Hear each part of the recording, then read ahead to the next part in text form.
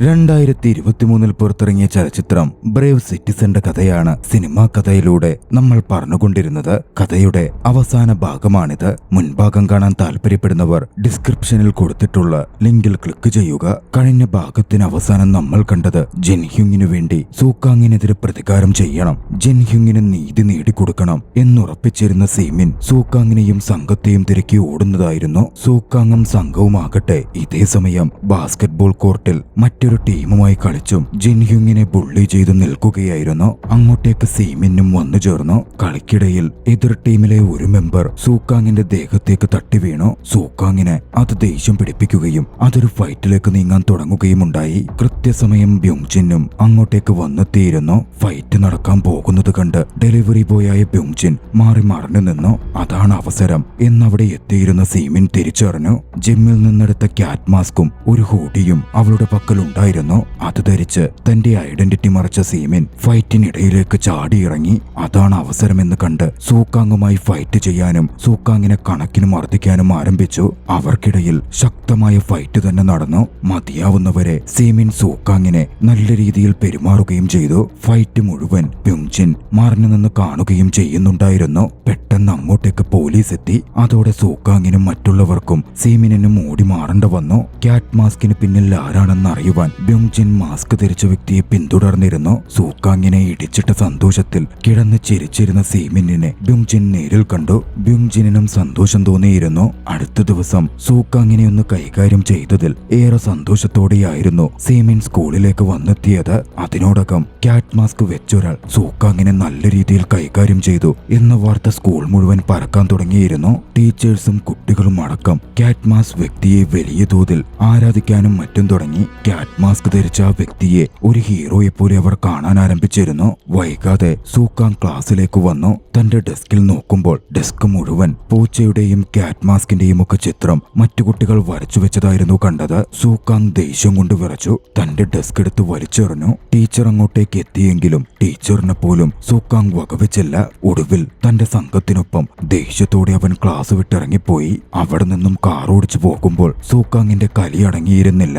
കൂടുതൽ ദേഷ്യത്തിൽ അവൻ വളരെയധികം വേഗത്തിൽ റാഷ് ഡ്രൈവ് ചെയ്ത് കാർ മുന്നോട്ട് വായിച്ചു. കാറിലിരുന്ന സൂക്കാങ്ങിന്റെ കൂട്ടുകാർ പോലും ആ വേഗതയിലും മറ്റും ഭയന്നിരുന്നു. ആ സമയം സംഘത്തിലെ ഒരു കൂട്ടുകാരൻ സൂക്കാങ്ങിനോട് നിന്റെ ഈ ദേഷ്യം മൊത്തം ഇങ്ങനെ തീർക്കുന്നത് എന്തിനാ? അത് ജിൻഹ്യുങ്ങിനെ കൊണ്ടുവന്ന് അവനെ ബുള്ളി ചെയ്തെന്ന് തീർത്തുകൂടെ എന്ന് ചോദിച്ചു.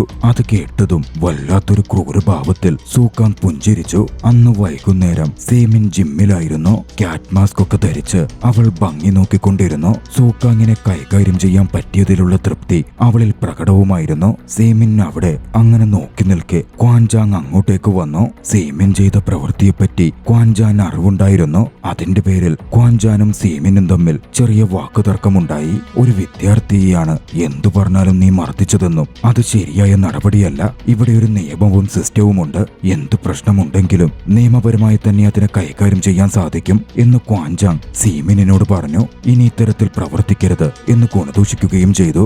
ആ ക്യാറ്റ് മാസ്ക് അടക്കം നശിപ്പിച്ച് കളഞ്ഞേക്ക് എന്ന് കൂട്ടിച്ചേർക്കുകയും ഉണ്ടായി. ഇതേ സമയം മറ്റൊരു വശത്ത് സൂക്കാങ്ങും സംഘവും ജിൻഹ്യുങ്ങിനെ ക്രൂരമായ രീതിയിൽ ഉപദ്രവിക്കുകയായിരുന്നു. ഒരു കെട്ടിടത്തിന്റെ മുകളിൽ വെച്ച് അവനെ ഉപദ്രവിച്ച ശേഷം അവന്റെ വസ്ത്രം ഊരിമാറ്റി തലവഴി ഒരു കറുത്ത കവറിട്ട് മൂടി അവനോട് ടയർ മുഴുവൻ ഇറങ്ങി താഴെയെത്താൻ സൂക്കാങ്ങും സംഘവും ആവശ്യപ്പെട്ടു. പതിവ് പോലെ സൂക്കാങ്ങിന്റെ സംഘത്തിലെ പെൺകുട്ടി അതൊക്കെ വീഡിയോ പകർത്തുകയും ചെയ്യുന്നുണ്ടായിരുന്നു. വളരെ കഷ്ടപ്പെട്ട് ജിൻഹ്യുങ് ഇറങ്ങി താഴെയെത്തിയതും അവൻ തലവഴിയിട്ടിരുന്ന കവർ ഊരി മാറ്റി. അല്പം സേഫ്റ്റിയായി അവന് തോന്നിയതും അവിടെ നിന്ന് അവൻ ഓടി രക്ഷപ്പെടാൻ ആരംഭിച്ചു. ഓടി അവൻ ചെന്ന് നിന്നത് ബ്യുങ്ജിങ് വർക്ക് ചെയ്യുന്ന റെസ്റ്റോറന്റിന്റെ മുമ്പിലേക്കായിരുന്നു. ജിൻഹ്യുങ്ങിനെ ആ അവസ്ഥയിൽ കണ്ട് റെസ്റ്റോറന്റ് ഓണർ അവനെ സഹായിച്ചു. ബ്യുങ്ജിനും ആ കാഴ്ച കണ്ട് വല്ലാതെ അസ്വസ്ഥനായി. ഉടൻ തന്നെ അവൻ തന്റെ സ്കൂട്ടറും എടുത്ത് അവിടെ നിന്ന് സീമിനിന്റെ അടുത്തേക്ക് പുറപ്പെട്ടു. സീമിനോട് കാര്യം പറഞ്ഞ് സീമിനിന്റെ സഹായം അഭ്യർത്ഥിക്കുവാൻ വേണ്ടിയായിരുന്നു അത്. സീമിൻ തന്റെ ക്യാറ്റ് മാസ്ക് കത്തിച്ചു കളയാൻ ഒരുങ്ങുന്ന കൃത്യസമയത്തായിരുന്നു അങ്ങോട്ടേക്ക് ബ്യുങ്ജിൻ വന്നെത്തുന്നത്. നടന്ന കാര്യങ്ങൾ ബ്യുങ്ജിൻ സീമിനോട് വിശദീകരിച്ചു പറഞ്ഞു. പിന്നാലെ സീമിനാണ് ക്യാറ്റ് മാസ്കിന് പിന്നിലുള്ള വ്യക്തി എന്ന് തനിക്കറിയാം എന്ന് സൂചിപ്പിച്ച ബ്യുങ്ജിൻ ജിൻഹ്യുങ്ങിനെ സംരക്ഷിക്കാനും അവനെ സഹായിക്കാനും സീമിനോട് ആവശ്യപ്പെട്ടു. ഇതേ സമയം റെസ്റ്റോറന്റിലായിരുന്ന ജിൻഹ്യുങ് ആകട്ടെ അതുവരെ അനുഭവിച്ച ബുള്ളിയിങ്ങിൽ എല്ലാം കൊണ്ടും മനം മടുത്തിരുന്നു. എല്ലാത്തിനും ഒരു അവസാനം ഉണ്ടാകും ഉണ്ടാക്കണം എന്ന് തീരുമാനിച്ച അവൻ അവിടെ ഇരുന്നൊരു കത്തിയുമെടുത്ത് സൂക്കാങ്ങിനെയും തിരക്കി പുറത്തേക്കിറങ്ങി. ഇതേ സമയം സൂക്കാങ് ആകട്ടെ ജിൻഹ്യുങ്ങിനെ ബുള്ളി ചെയ്യുന്നത് മീജി റെക്കോർഡ് ചെയ്ത വീഡിയോയും നോക്കിക്കണ്ട് സന്തോഷിച്ചിരിക്കുകയായിരുന്നു. ആ വീഡിയോ മോശം രീതിയിൽ എഡിറ്റ് ചെയ്ത് ഓൺലൈനിൽ അപ്ലോഡ് ചെയ്യുന്നതിനെ പറ്റി സൂക്കാങ് ഒരു കൂട്ടുകാരനെ വിളിച്ച് ഡിസ്കസ് ചെയ്യാനും മറ്റും ആരംഭിച്ചു. അതൊന്നും മീജിക്ക് അത്ര ഇഷ്ടപ്പെടുന്നുണ്ടായിരുന്നില്ല. ബുള്ളിയിങ്ങിന്റെ പരിധി കഴിയുന്ന പോലെ മീജിക്ക് തോന്നി. സൂക്കാങ്ങിന്റെ പെരുമാറ്റവും പ്രവൃത്തികളും ഇഷ്ടപ്പെടാതെ മീജി അവിടെ നിന്ന് എഴുന്നേറ്റ് പോന്നു. വൈകാതെ സൂക്കാങ് ഉള്ള ആ ബില്യാർഡ് ഹാളിലേക്ക് തന്റെ ക്യാറ്റ് മാസ്കും ധരിച്ച് സീമിൻ കടന്നു വന്നു. അധികം വൈകിയില്ല. സൂക്കാങ്ങിനും സീമിനും ഇടയിൽ ഫൈറ്റ് ആരംഭിച്ചു. ബോക്സിംഗ് പഠിച്ചിട്ടുള്ള സൂക്കാങ്ങും സീമിനും തമ്മിൽ വലിയ തോതിൽ ഏറ്റുമുട്ടലുണ്ടായി. ശക്തമായ ഫൈറ്റ് നടക്കുന്നതിനിടയിൽ അങ്ങോട്ടേക്ക് കയ്യിൽ കത്തിയുമായി ജിൻഹ്യുങ് കടന്നു വന്നു. ജിൻഹ്യുങ്ങിനെ കണ്ടതും സൂക്കാങ്ങിനെ കുത്താനാണ് അവൻ എത്തിയിരിക്കുന്നത് എന്ന് സീമിന് മനസ്സിലാകുന്നുണ്ടായിരുന്നു. അതുകൊണ്ട് തന്നെ ജിൻഹ്യുങ് സൂക്കാങ്ങിനെ ആക്രമിക്കാൻ ശ്രമിച്ചപ്പോൾ സീമിൻ അതിനിടയിൽ കയറി അവനെ തടഞ്ഞു. ആ ശ്രമത്തിനിടയിൽ സീമിനിന്റെ കയ്യിൽ വലിയൊരു മുറിവേൽക്കുകയും ചെയ്തു. അതെല്ലാം മിഞ്ചിയാകട്ടെ വീഡിയോ പകർത്തുകയും ചെയ്യുന്നുണ്ടായിരുന്നു. ശ്രമം പരാജയപ്പെട്ട് താഴെ വീണ ജിൻഹ്യുങ് ഭ്രാന്തമായി അലറി വിളിച്ചു കരഞ്ഞു. പിന്നാലെ ബ്യോങ്ജിൻ അങ്ങോട്ടേക്ക് എത്തുകയും ജിൻഹ്യുങ്ങിനെ പിടിച്ച് കൂട്ടിക്കൊണ്ടു പോവുകയും ചെയ്തു. കയ്യിൽ സാരമായി പരിക്കേറ്റിരുന്ന സീമിനും അവിടെ നിന്ന് പുറത്തേക്ക് ഓടിയിറങ്ങി. അവളുടെ ശരീരത്തിൽ നിന്നും ഒരുപാട് രക്തം നഷ്ടപ്പെട്ടിരുന്നു. അതുകൊണ്ട് തന്നെ അവൾക്ക് ആശുപത്രിയിൽ അഡ്മിറ്റ് ആവേണ്ട വന്നു. വിവരമറിഞ്ഞ അവളുടെ അച്ഛൻ യങ്ടാക് ആശുപത്രിയിലേക്ക് പാഞ്ഞെത്തി. തന്റെ മകളുടെ അവസ്ഥ കണ്ട് അദ്ദേഹത്തിന് വലിയ ദുഃഖം തോന്നിയിരുന്നു. വൈകാതെ കാര്യങ്ങളും യങ്ടാക് മനസ്സിലാക്കി. അവിടുത്തെ ക്യാറ്റ് മാസ്ക് കണ്ടതും സൂക്കാങ്ങിനെതിരെ പ്രതികാരം ചെയ്യണം എന്ന് ചിന്തിച്ച യങ്ടാക് ആ ക്യാറ്റ് മാസ്കും ധരിച്ച് സൂക്കാങ്ങുള്ള ഇടത്തേക്ക് ചെന്നു. അവിടെ എത്തി സൂക്കാങ്ങിനെ ഒരു ഏറ്റുമുട്ടലിന് ക്ഷണിച്ചു. പക്ഷെ ബോക്സിംഗിൽ മികവുറ്റവനായ സൂക്കാങ്ങിന് പ്രായമെത്തിയ യങ്ടാക്കിനെ ഇഞ്ച പരുവമാക്കാൻ ഒരുപാട് ടൈമൊന്നും വേണ്ടി വന്നില്ല. അന്ന് വൈകുന്നേരം ഓക്കെയായി തോന്നിയ സീമിൻ ക്വാൻജോങ്ങിനോട് ആവശ്യപ്പെട്ട് ആശുപത്രിയിൽ നിന്ന് ഡിസ്ചാർജ് വാങ്ങിയിറങ്ങി. കൂടുതൽ പ്രശ്നങ്ങളിൽ പെടുന്നതിന് മുമ്പ് ജിൻഹ്യുങ്ങിനെ തനിക്ക് സംരക്ഷിക്കണം എന്നവൾ ക്വാൻജോങ്ങിനോട് പറഞ്ഞു. ഹോസ്പിറ്റലിൽ നിന്ന് ഡിസ്ചാർജ് ചെയ്ത് ഇറങ്ങിപ്പോകുന്ന വഴിയിൽ സൂക്കാങ്ങിന്റെ കയ്യിൽ നിന്നും തല്ലുകൊണ്ട് അവശതയിൽ വന്നു കിടക്കുന്ന അച്ഛനെ അവൾ കണ്ടു. അച്ഛനിൽ നിന്നും നടന്നതെന്തെന്നവൾ ചോദിച്ചറിഞ്ഞു. ഒക്കെ കേട്ടതോടെ സൂക്കാങ്ങിനെതിരെയുള്ള ദേഷ്യം സീമിനെ വർദ്ധിക്കുകയായിരുന്നു ചെയ്തത്. സീമിൻ മുമ്പോട്ട് പോവാൻ പോയതും അധ്യാപിക ജേക്യുങ് അങ്ങോട്ടേക്ക് വരുന്നത് അവൾ ശ്രദ്ധിച്ചു. തന്റെ കൈക്കേറ്റ പരിക്കും ആശുപത്രിയിലായ സംഭവമൊന്നും പുറത്തറിയരുത് എന്ന് സീമിന് ഉണ്ടായിരുന്നു. അതുകൊണ്ട് തന്നെ അച്ഛൻ യങ്ടാക്കിനെ മുൻനിർത്തി അച്ഛന് പരിക്കേറ്റതുകൊണ്ട് വന്നതാണ് എന്നുള്ള തരത്തിൽ കള്ളമൊക്കെ പറഞ്ഞ് ജേക്യുങ്ങിന്റെ അടുത്തു നിന്നും രക്ഷപ്പെട്ടു പോകുവാൻ അവൾ ശ്രമിച്ചു. തിരികെ അവിടെ നിന്നും വീട്ടിലേക്ക് പോകുമ്പോൾ യങ്ടാക് സീമിനോട് മനസ്സ് തുറന്ന് സംസാരിക്കാൻ തുടങ്ങി. തന്റെ പഴയ തെറ്റുകൾക്ക് അവളോട് ക്ഷമ ചോദിക്കാൻ ആരംഭിച്ചു. 2011 ഒളിമ്പിക് സെലക്ഷനിലേക്കുള്ള നാഷണൽ ഫൈനലിൽ അവൾ എത്തിയിരുന്നു. സീമിനായിരുന്നു ആ മാച്ചിൽ അന്ന് വിജയിക്കേണ്ടതും. പക്ഷേ മാച്ചിന്റെ അവസാനം തോൽക്കാൻ എന്ന പോലെ സീമിൻ നിന്നുകൊടുത്തു. ആ അവസരം മുതലെടുത്ത് അവളുടെ എതിരാളി അവളെ നോക്കൌട്ട് ചെയ്ത് വീഴ്ത്തുകയായിരുന്നു. അതിന്റെ പേരിൽ യങ്ടേക്ക് ഒരുപാട് ദേഷ്യപ്പെടുകയും അവൾ തന്റെ മകളല്ല എന്ന് പോലും പറയുകയും ചെയ്തു. പക്ഷേ അതിന് പിന്നിൽ മറ്റൊന്നുകൂടി നടന്നിരുന്നു. ആ സമയം യങ്ടാക്കിന് ഒരുപാട് കടമുണ്ടായിരുന്നു. അന്ന് മാച്ചിന് പ്രവേശിക്കുന്നതിന് മുമ്പ് സീമിനെ കാണാൻ ഒരു വ്യക്തി എത്തി. സീമിൻ ആ മത്സരത്തിൽ പരാജയപ്പെട്ടു കൊടുത്താൽ യങ്ടാക്കിന്റെ കടം മുഴുവൻ തങ്ങൾ ഇല്ലാതാക്കി തരാം, അതിനുള്ള പണം മുഴുവൻ തരാം എന്നവർ വാഗ്ദാനം ചെയ്തു. അതുകൊണ്ടായിരുന്നു സീമിൻ അന്ന് അത്തരത്തിൽ പ്രവർത്തിച്ചതും. പിന്നീട് അതിനെപ്പറ്റി അറിഞ്ഞ യങ്ടാക് ആകെ തകർന്നു പോയിരുന്നു. അയാൾ പൊട്ടിക്കരഞ്ഞു.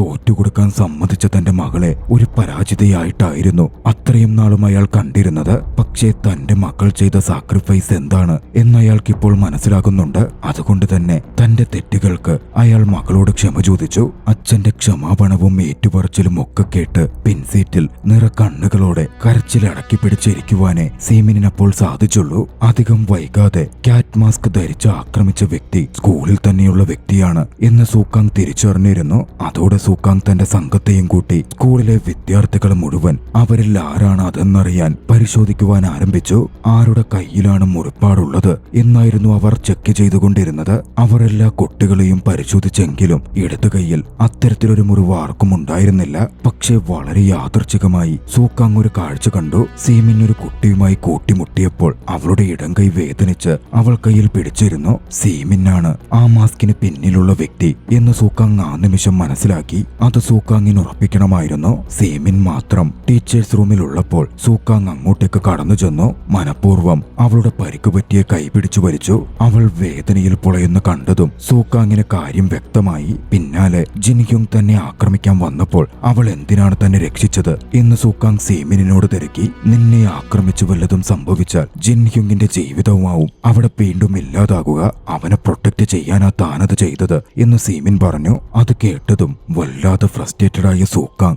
സീമിനെ ഉപദ്രവിക്കാൻ ശ്രമിച്ചു. കറുത്ത കവർ അവളുടെ കഴുത്തിലൂടെ ഇട്ട് അവളെ ശ്വാസം മുട്ടിക്കാൻ ശ്രമിച്ചു. പക്ഷേ സ്കൂൾ ഫെസ്റ്റിവലിൽ ഒരു ബോക്സിംഗ് മാച്ച് നടക്കാൻ പോകുന്നു എന്ന നോട്ടീസ് സീമിനിന്റെ ടേബിളിൽ കണ്ടതും സൂക്കാങ് അവന്റെ മനസ്സ് മാറ്റി സീമിനെ ഉപദ്രവിക്കുന്നത് വിട്ട് പിന്മാറി. പിന്നാലെ സീമിനെ സ്കൂളിൽ നടക്കുന്ന ആ ബോക്സിംഗ് മാച്ചിൽ തനിക്കെതിരെ ഫൈറ്റ് ചെയ്യുവാൻ അവൻ ക്ഷണിച്ചു. ക്യാറ്റ് മാസ്ക് വെച്ച് അവൾ തനിക്കെതിരെ ഫൈറ്റ് ചെയ്യണമെന്നും സ്കൂളിലെ കുട്ടികളും ടീച്ചേഴ്സും അത് കാണണമെന്നും റിങ്ങിൽ വെച്ച് തനിക്ക് അവളെ പരാജയപ്പെടുത്തണം എന്നും സൂക്കാങ് പറഞ്ഞു. ഫൈറ്റിന് അവൾ തയ്യാറാവില്ല എന്ന് കണ്ടതും അവൾ ഫൈറ്റിന് തയ്യാറായില്ലെങ്കിൽ ജിൻഹ്യുങ്ങിന്റെ പകർത്തിയെടുത്ത വീഡിയോ തന്റെ പക്കലുണ്ട്. ജിൻഹ്യുങ് സീമിനെ പരിക്കേൽപ്പിക്കുന്നതും സൂക്കാങ്ങിനെ കൊല്ലാൻ വരുന്നതുമായ വീഡിയോ. ആ വീഡിയോ വെച്ച് ജിൻഹ്യുങ്ങിനെതിരെ താൻ ആക്ഷൻ എടുക്കും എന്നും പറഞ്ഞ സൂക്കാങ് അവളെ വിരട്ടി. ഒടുവിൽ സീമിനെ അതിന് സമ്മതിക്കേണ്ട വന്നു. ഇതേ സമയം വേറൊരു വശത്ത് ജിൻഹ്യുങ്ങിന് തന്റെ ജീവിതം പോലും മടുത്തിരുന്നു. അവൻ ചിന്തിക്കാൻ പാടില്ലാത്തതിനെപ്പറ്റി ചിന്തിക്കാനും അത് പ്രവർത്തിക്കാനും തുനിഞ്ഞു. ഭാഗ്യവശാൽ കൃത്യസമയത്ത് അങ്ങോട്ടേക്ക് സീമിൻ കടന്നു വന്നു. സീമിൻ അവനെ ആശ്വസിപ്പിച്ചു. അവന്റെ മുത്തശ്ശിയെപ്പറ്റി പറഞ്ഞ് മുത്തശ്ശിക്ക് അവൻ മരിച്ചാൽ മറ്റാരുമില്ലെന്ന് അവനെ മനസ്സിലാക്കിപ്പിച്ച് അവന്റെ തീരുമാനത്തിൽ നിന്നും അവനെ പിന്തിരിപ്പിച്ചു. ജിൻഹ്യുങ്ങിനെ കെട്ടിപ്പിടിച്ച്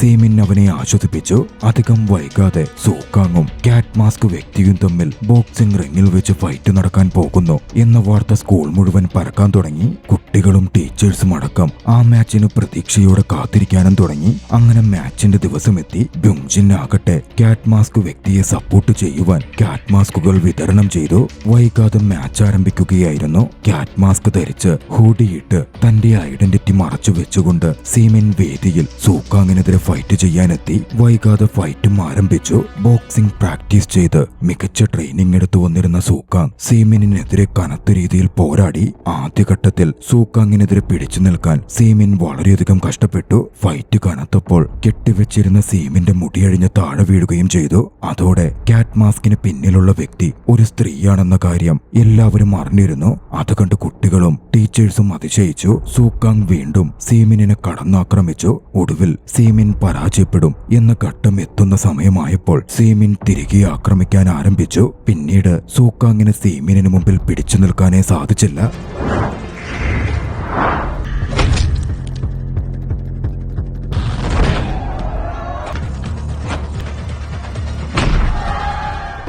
സീമിൻ തന്റെ മാസ്ക് ഊരി സീമിനെ കണ്ടതും ഏവരും ഞെട്ടിത്തെറിച്ചു പോയിരുന്നു. ഒടുവിൽ സൂക്കാങ്ങിനെതിരെ ശക്തമായി പോരടിച്ച സീമിൻ